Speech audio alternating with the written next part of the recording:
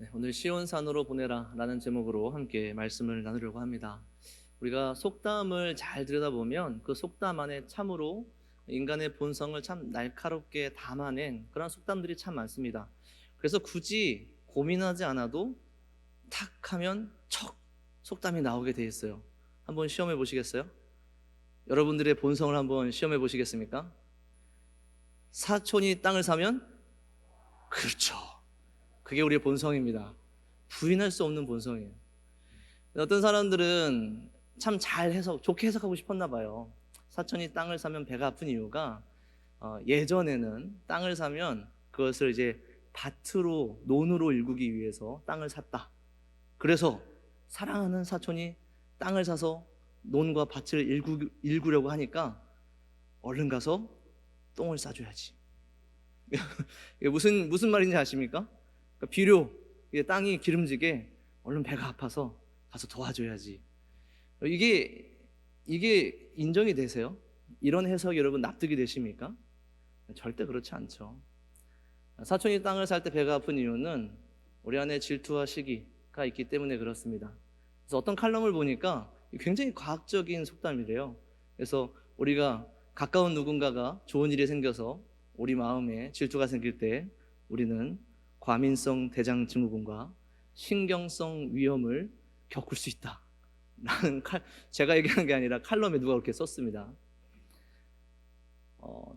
사촌이 땅을 사도 배가 아픈데 사촌이 땅을 사도 과민성 대장 증후군과 신경성 위험을 겪는데 과연 원수가 땅을 사면 어떨까요? 아마 대장암이나 위암이 걸릴 거예요. 그렇죠? 염으로는 안 끝날 겁니다. 오늘 내가 이 말씀을 같이 묵상하면서 함께 원수에 대해서 좀 생각을 해보려고 해요. 왜냐하면 오늘 이 말씀을 듣고 있는 건 사실 모압 사람들이 아닙니다. 오늘 이사야 말씀에 13장부터 23장 이 긴 내용이 무엇으로 가득 차 있냐면 이방 나라들을 향한 심판 예언으로 가득 차 있습니다. 우리가 1장부터 12장까지 유다 백성들에게 하나님께서 이사야를 통해서 그들의 죄를 고발하시고 그들에게 임박한 심판을 예언하시며 그들의 회개를 촉구하시고 그들에게 회복을 약속하시는 내용이 12장까지였다면 13장부터 23장까지는 이방에 대한 심판을 이야기하고 있어요. 이스라엘 백성들은 참 많은 원수들이 있었습니다. 그들이 힘들 때, 그들이 어려울 때 그 나라를 돕지 않고 오히려 그들을 핍박하고 그들을 공격했던 형제의 나라들도 있었고 완전히 다른 이방 나라들도 있었죠.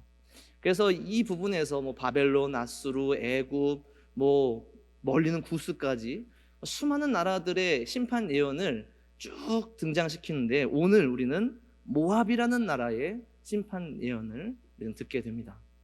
유다 백성들도 이사야의 입을 통해서 이 예언을 듣게 되겠죠. 과연 어땠을까요? 너무 기쁘지 않았겠어요?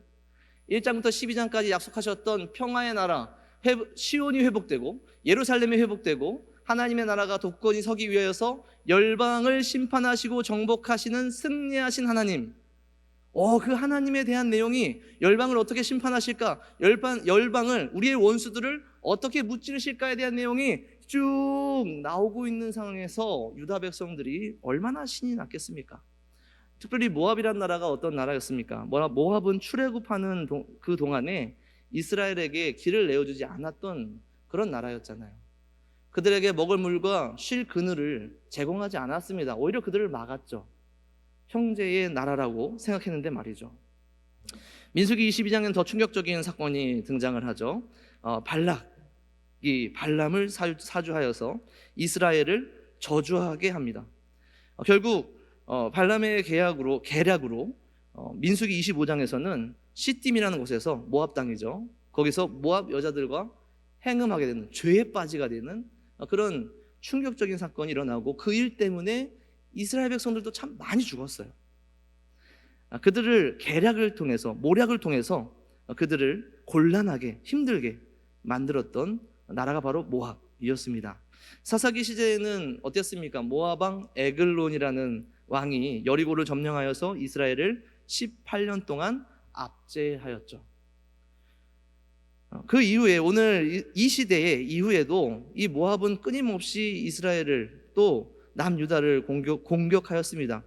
나중에 이제 유다가 바벨론 때문에 곤란에 처했을 때 이제 나라가 굉장히 힘들 때에 그때의 모압은 그때를 틈타서 유다를 공격하죠. 약탈을 자행을 합니다. 그게 얼마나 원수 같은 나라일까요? 참 안 그래도 될 나라가 굳이 이렇게까지 우리를 방해하고 회방하고 가로막고 끝까지 우리나라를 수탈하는 저 나라, 얼마나 원수 같았겠습니까? 그러니 오늘 이 말씀이 시작될 때에 유다 백성들은 참 너무나도 신이 났을 거예요. 그 나라가 그렇게 망한다고? 본격적으로 그 내용을 우리가 살펴보기 전에 잘 됐습니다. 우리도 하나 생각을 한번 해보죠. 지금 여러분들의 원수를 한번 떠올려 보십시오. 여러분들에게는 누가 원수입니까? 여러분들을 위기에 처하게 하는, 혹은 여러분들의 가산을, 여러분들의 재산을 빼앗는, 탕진하는, 혹은 여러분들을 속이는, 여러분들의 건강을 해치는, 여러분들의 육체를 상처 입게 하는, 혹은 여러분들의 마음을 상처 입게 하는 수많은 원수들이 있지 않습니까? 잘 되었습니다. 왜냐하면 오늘 유다 백성의 하나님이 되신 여호와께서 이 원수인 모압을 향한 이 메시지가 오늘 하나님의 백성인 우리의 원수들에게 동일하게 적용될 것 아닙니까? 그러니 오늘 우리도 기쁜 마음으로 한번 여러분들의 원수들이 누구인가를 한번 곰곰이 생각해 보십시오. 여러분들이 분노하는 사람은 누구입니까?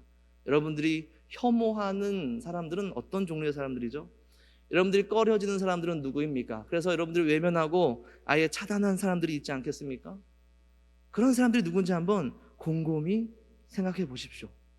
오늘 하나님께서는 이사야를 통하여서 유다 백성들에게 모압에 대한, 원수에 대한 예언을 시작하고 있는 것입니다. 15장 내용은 이렇습니다. 하룻밤 사이에 그 모든 모압 땅이 황폐하게 될 것이다. 이사야 15장 1절에 보니 모압에 대한 경고라. 하룻밤에 모압 알이 망하며 황폐할 것이며 하룻밤에 모압 기르가 망하여 황폐할 것이다.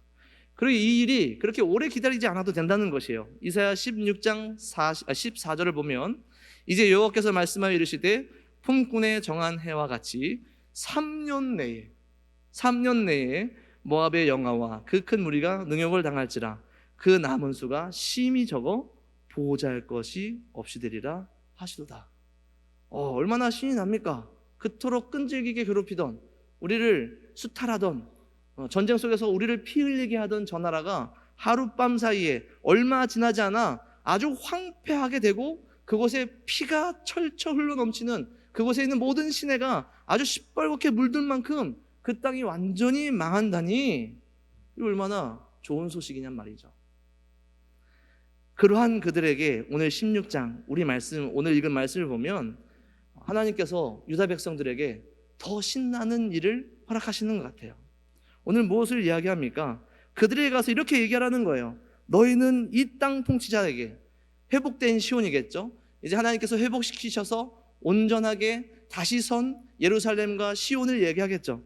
너희는 이 땅 통치자에게 어린 양들을 들이되 셀라에서부터 광야를 지나 딸 시온산 예루살렘으로 보낼지니라.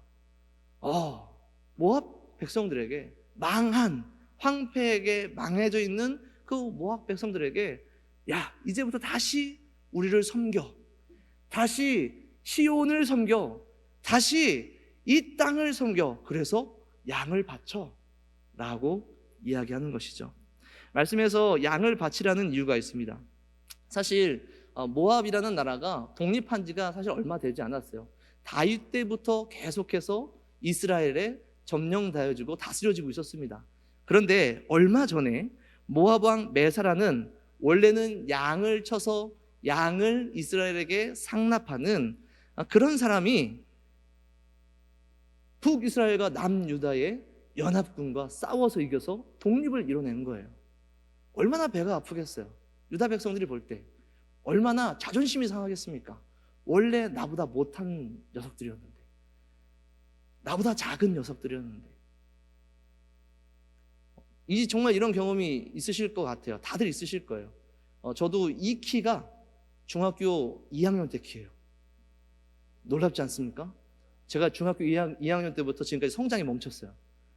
어쨌든 중학교 2학년 때는 제가 제일 컸어요. 제 친구들이 저보다 다 작았단 말이에요. 근데 고등학교 올라가니까 저보다 다 커진 거예요. 그때 얼마나 수치감이 들든지, 얼마나 자존심이 상하든지, 그것과는 비교가 되지 않겠죠. 자신이 속국이었는데, 점령했던 땅이었는데 어느덧 우리를 이겨내고 전쟁에서 승리해서 이제는 독립한 그 땅, 그 모압 왕 메사라는 사람은 이 유다 백성들과 북이스라엘에게는 잊혀지지 않는 왕 중에 하나였겠죠. 그러나 이제는 그 양을 다시 키워서 시온으로 바치라. 얼마나 자존심이 회복됩니까? 얼마나 유다 백성들이 기뻤겠어요. 이사야서 10장 1절 오늘 말씀에 너희는 이 땅 통치자의 어린 양을 드리되 어디서부터 드리라고 얘기하냐면 셀라에서부터 드리라라고 얘기를 해요. 이 셀라라는 지역은 에돔 땅입니다. 그러니까 모압 백성들이 지금 어디 있는 거냐면 에돔 땅에 있는 거예요. 그렇다면 모압 백성들이 에돔 땅에 왜 있느냐? 15장에서 얘기했듯이 그 땅이 완전히 황폐해졌기 때문에, 하루아침에 완전히 망하였기 때문에 다 도망간 거예요. 자신의 고향을 버리고 에돔 땅으로 피난을 간 겁니다. 그곳에서 그렇게 비참한 상태에서 그렇게 이제는 나보다 못해진 망해버린 모압 백성들에게 가서 자신 있게 이제 얘기할 수 있는 것이죠. 얼마나 기쁩니까? 다시 시온을 섬겨라. 양을 다시 시온으로 보내라. 이것이 얼마나 그들에게는 기쁜 일이겠습니까? 얼마나 신나는 일이었겠어요. 그들의 육신의 본성으로도 너무나도 기뻐서 그들 본인도 그들 마음속으로도 외쳤겠지만 그들이 만나는 자들마다 그들이 만약 모압 사람들을 만났다면 외치지 않았겠습니까? 이 말씀 가운데 기쁨과 소망을 가지고 있는 사람들이라면 그렇게 얘기하지 않았겠어요? 그런데 이어지는 3절과 4절을 보면 조금 다른 이야기를 시작하십니다. 어떤 이야기를 시작하시냐면 그 모압 백성에게 회개를 선포하라는 거예요. 방도를 베풀고 공의로 판결하며 그늘을 지으며 피할 곳이 되라. 사실 이 내용들은 일일이 다 설명드리기는 시간이 너무 길겠지만 이스라엘 백성들에게 모압이 한 범죄들입니다. 그들을 속이고 그들에게 계략을 베풀어서 음행하게 하고 그들을 쉬지 못하게, 그들에게 물과 그늘을 제공하지 않고 그들을 광야에서 헤매이게 하였으며 그들의 피할 곳이 되지 아니하고 그들이 바벨론에게 아수르에게 곤란을 당할 때에 오히려 그들을 공격하고 그들을 피 흘리게 한 그러한 범죄에서 돌이키라라는 거예요. 아니, 우리의 원수인 저들이 완전히 망해서 이제는 우리를 섬기게 되는, 우리의 밑에서 우리를 섬기게 되는 거기까지 너무 즐겁고 행복한데 굳이 그들에게 회개를 선포해야 될까요? 사실 이게 그렇게 썩 마음에 내키는 일은 아니지 않아요? 누구보다도 요나가 그것을 잘 보여주지 않았습니까? 니느웨로 가서 회개를 선포하라는 그 말을 들은 즉시 요나는 어떻게 했죠? 즉시 도망갔잖아요. 쉽지 않은 일이죠. 마음에 썩 내키지 않는 일입니다. 내키지 않을 뿐만 아니라 노력이 필요해요. 그들에게 회개를 선포할 뿐만 아니라 그렇다면 주의 도가 무엇인지, 그 회개, 그 죄악에서 돌이켜서 오는 그 방법과 길과 그러한 삶이 어떠한 것인지를 계속해서 선포하고 그들을 양육하며 선도하는 일을 해야 된다는 것이죠. 그러한 노력과 그러한 고생을 과연 할 필요가 있을까요?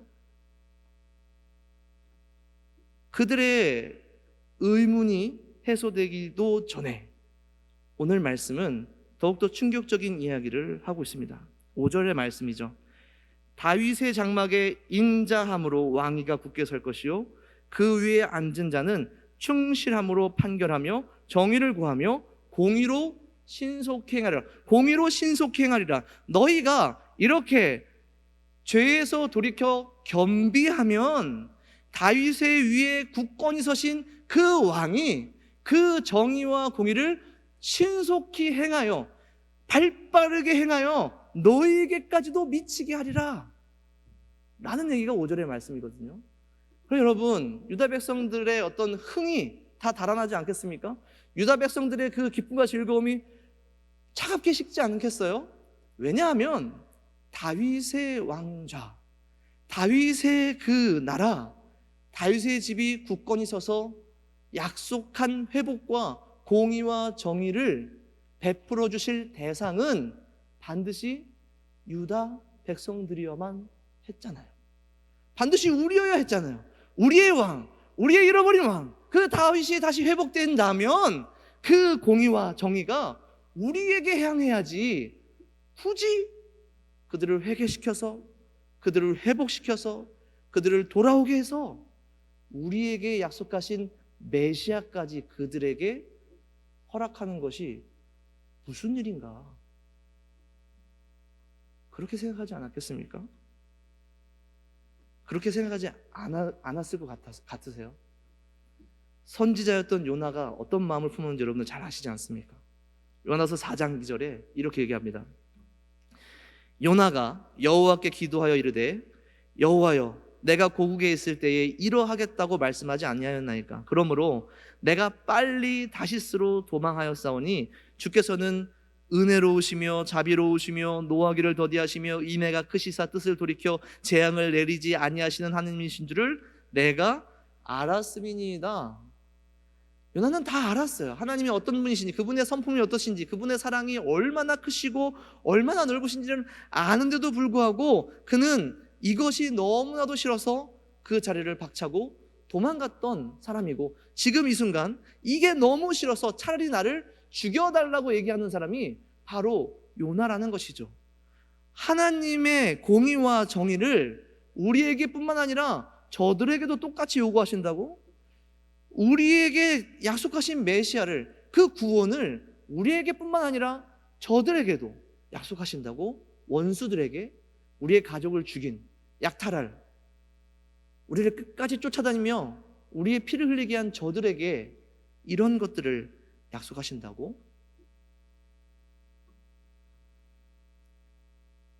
이 말씀에 분노한다면, 이 말씀에 우리가 엎드리지 못한다면, 오늘 우리가 이 말씀을, 이 이야기를 시작할 때 우리 마음속에 품었던 우리의 원수들에게 이 메시아를, 이 구원자를 똑같이 전하는 일이 오늘 우리에게도 불편하고 어색하고 외면하고 싶은 일이라면, 그렇다면 정체가 그때 밝혀진다라는 것이죠. 어떤 정체입니까? 원래는 없어졌어야 할, 하나님의 나라에서 하나님께서 완전한 평화를 이루셔서 이제는 없어졌어야 할, 오늘 말씀에는 4절에 등장하죠. 토색하는 자, 멸절하는 자, 압제하는 자. 다시 얘기하면 압제하고 파괴하고 짓밟는 자, 없어졌어야 할 그들이 바로 우리가 되어 있다는 것입니다. 유다 백성들이 그랬다는 거예요. 그들이 원했던 것은 압제와 파괴와 짓밟는 자가 완전히 없어진, 하나님께서 약속하신 완전한 안정과 평화가 이루어진 나라가 아니라 그 자리를 자신들이 대체해서 이제는 자신들이 하나님을 등에 업고 다른 나라들을 압제하고 파괴하고 짓밟는 자가 되기를 원했던 것입니다. 그들이 원했던 건 진짜 하나님이 말씀하셨던 하나님의 나라가 아니었던 것이죠. 우리는 어떻습니까? 여전히 우리에게 그런 원수들이 있습니까? 우리 안에 우리가 외면하거나 우리가 혐오하거나 우리가 유일한 생명이 되고 구세주가 되시는 예수 그리스도의 이름을 전하고 싶지 않은 사람들이 혹시 있으십니까? 혹시 천국에서는 만나고 싶지 않은 사람이 있으세요? 그렇다면 내가 압제자가 되어져 있는 거예요. 내가 파괴자가 되어 있는 겁니다. 내가 짓밟는 자가 되어 있는 것이라는 것이죠. 예수님께서는 그것을 위해서 이 땅에 오지 않으셨죠. 약속하신 그리스도께서는, 약속하신 메시아께서는 우리가 이사야 1장부터 12장에서 계속해서 봤듯이 그렇게 압제와 파괴와 그것을 위해서 오신 분이 아니라는 것입니다. 마태복음 20장 28절 이렇게 직접 얘기하시죠. 인자가 온 것은 섬김을 받으려 함이 아니라 도리어 섬기려 하고 자기 목숨을 많은 사람의 대속물로 주려 함이니라. 할렐루야. 예수님께서 이것을 위해 오지 않으셨다면 오늘 이 순간 이 자리에 아무도 생명을 얻고 있지는 못했을 겁니다. 우리의 본성으로는 절대 수긍할 수 없는 일이죠. 우리의 원수들에게 메시아를 전한다? 우리의 원수들이 구원받기를 원한다? 아니, 그들을 회개시키고 그들을 양육하고 그들을 가르쳐서 그들이 하나님의 도를 알게 해서 하나님의 길로 행하게 한다? 인간의 우리의 본성으로는 절대 수긍할 수도 받아들일 수도 없는 일입니다. 왜냐하면 아직까지 우리에게 절대적인 선과 정의의 기준이 나이기 때문에 그렇죠. 물론 어느 정도는 하나님께 그것을 드리고는 있지만 여전히 나의 일부분은 나의 선함, 나의 정의가 그 기준이 나에게 머물러 있는 곳이 있기 때문에 그것에 밖에 있는 그들이 원수로 보이는 것이죠. 그 밖에 있는 저들이 여전히 우리에게는 원수로 보이는 것입니다. 그러나 절대적인 선과 절대적인 정의의 기준이 하나님께 있는 자들은, 그 기준이 하나님께 있는 자들은 원수가 저들이 아니고 하나님을 배반하고 배신한 내가 원수가 된다는 것이죠. 만약 정말 믿음이 있는 유대의 백성이 있었다면, 정말 이 말씀이 선포되어 있는 순간 정말 믿음으로 이사야의 말씀을, 하나님의 말씀을 듣고 믿는 그 사람이 있었다면 1장부터 12장에서 계속해서 얘기한 죄와 심판이 바로 나를 향한 것이구나를 고백할 수밖에 없는 사람이라는 것입니다. 그렇게 하나님 앞에서 원수된 나, 하나님 앞에서 죄인된 나, 그 모든 심판과 벌을 고스란히 짊어져야 할 절망적인 나가 오늘 이 말씀을 듣고 있다면 신나서 기뻐서 부담 없이 원수에게 야, 이제 내가 승리했으니까 이제 엎드려 라고 얘기할 수 있을까요? 이제 꿇어서 하나님을 섬겨 라고 마치 하나님의 사신이 된 것 마냥 그렇게 얘기할 수 있을까요? 원래는 인간의 본성으로는 가장 신나는 일이었어야 할 이 승리에 대한 선언은 사실 성령 안에 있는 자들이라면, 하나님의 은혜를 경험한 자들이라면, 자신의 죄인됨을 뼈저리게 느낀 자들이라면 사실 가장 부담스럽고 어려운 일이 돼야 합니다. 그 승리가 나의 승리가 아니었기 때문에 여전히 죄인인 내가 죄인인 그들과 함께 손을 잡고 나의 죄인됨을 인정하며 내가 먼저 하나님께 굴복할 것을 선언하며 그들에게 하나님을 섬기자라고 선포해야 되기 때문에 그렇죠. 회개를 촉구하는 일은 어떻습니까? 우리가 인간의 본성으로 우리가 죄인됨을 알지 못하였을 때는 이 회개에 대한 촉구도 우리에게는 조금은 노력이 필요하지만 우리에게는 즐거운 일이 얼마든지 될 수 있죠. 왜냐하면 회개를 촉구하며 내가 그들보다는 나은 사람이라는 것을 드러낼 수가 있으니까요. 그들에게 하나님의 도를, 하나님의 길을 가르치면서 내가 그들보다는 우월하고 내가 그들보다는 죄가 없고 저들은 나보다 죄가 많은 이들이라는 것을 그것을 통해 계속해서 확인하고 싶을 테니까요. 그러나 정말 하나님의 은혜를 경험한 자들은 죄인들에게, 이방인들에게, 오늘 모압 원수들에게 회개를 촉구할 때에 어떠한 마음이었을까요? 바울은 이것을 로마서에서 이렇게 표현합니다.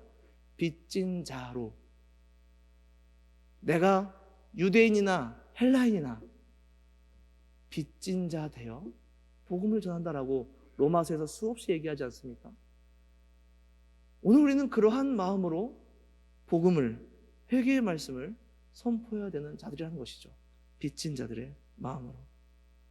그러니 그 끝에 죄인들에게 혹은 원수들에게, 저 세상에게 하나님의 나라를 대적하며 우리의 삶을 끊임없이 고통스럽게 하는 저들에게 참 구원의 길이 있음을, 회개하고 겸비하여 하나님의 백성이 되기를 선포할 수 있는 이 참된 구원의 소식, 복음을 선포하는 그 마음은 원래 우리의 본성대로라면 원수에게는 죽어도 하고 싶지 않은 일이지만 성령 안에서는 가장 기쁘고 가장 영광스러운 일이 된다는 것입니다.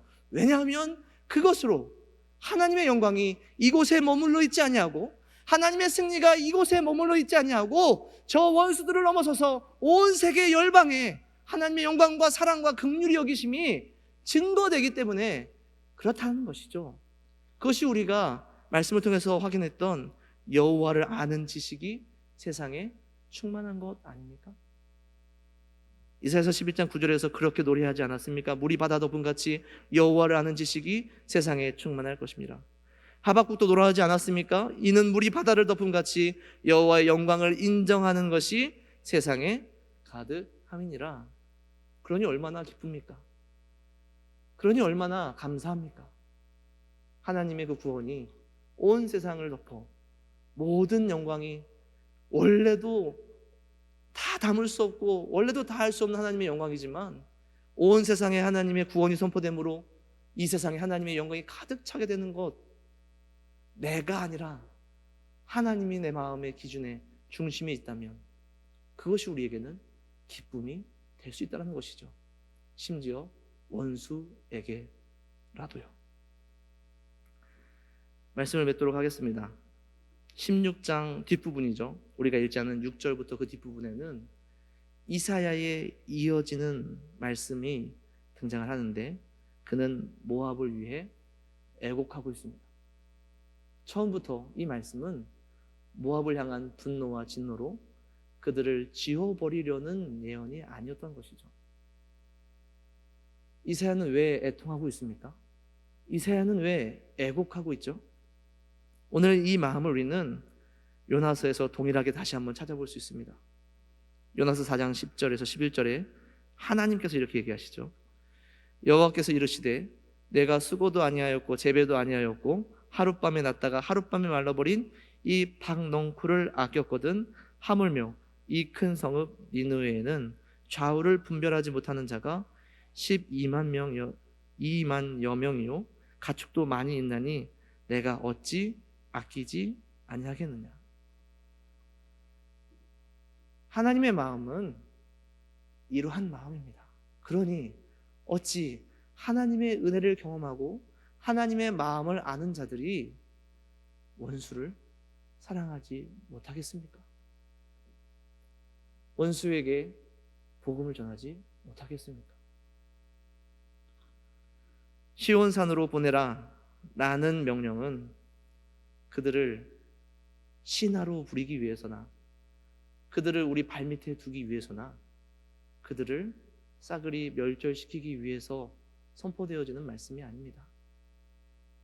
같은 은혜를 입은 자로서 끝없는 하나님의 은혜를 입은 자로서 죄인된 그들, 죄인된 나 하나님 앞에서 범죄한 우리가 함께 회개하며 겸비하고 돌이켜 참된 구원이신 주 예수 그리스도로 인하여서 하나님께 돌아가자 라는 고백이 오늘 이 말씀의 고백이며 유다를 향한 하나님의 간절한 소원이며 오늘 이미 하나님의 백성이 된 우리를 향한 하나님의 간절한 소원일 줄로 믿으시기 바랍니다. 함께 기도하겠습니다.